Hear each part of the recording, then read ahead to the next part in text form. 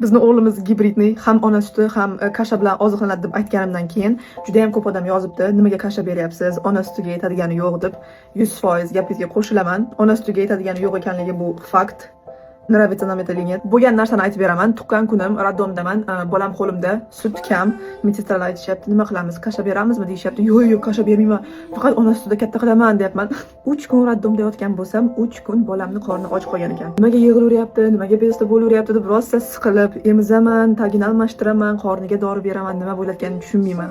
3-kun уже выписка bo'ladigan kunimiz medsestra kelib turib, meni chekkaga olib, menga aytib beryaptilar. Farida qarang, 4 kilo tug'dingiz. Bu katta bola ko'proq yeyish kerak. Uning ustiga o'g'il bola. O'zi o'g'il bola ko'p yeyishadi.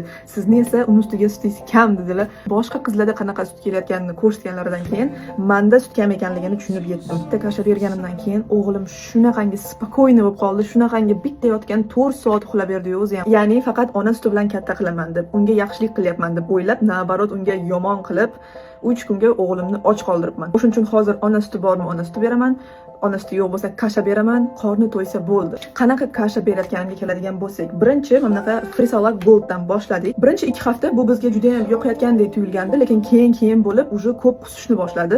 Prям g'irq qilib, fontan qilib qusib qo'yardi. Pediatrimiz bilan maslahatlashgan holatda men bunga Nutrilon Anti-Reflux deganga almashtirdik. Bu против срыгивания deb. Qusishi kamaygan, lekin как будто buni ta'mi o'g'limga yoqmaydigandek. Men buni qanchalik mazza qilib ichgandek, buni unchalik mazza qilib ichmaydi. Buni injiqlanib, yoqmasdan, yig'lab ichadi. Hozir ham yig'layapti. 1 minut. Anyway, mashindan beryapmiz, qusishi kamagan, это самое главное. Короче, в чем суть? Суть в том, что har doim ham hammasi ham biz xohlagandek bo'lavermas ekan. Faqat ona sutida katta qilaman dedim, o'xshamadi, bo'lmadi. Но ничего страшного, потому что it's not the end of the world, okay? Bolam yig'layapti.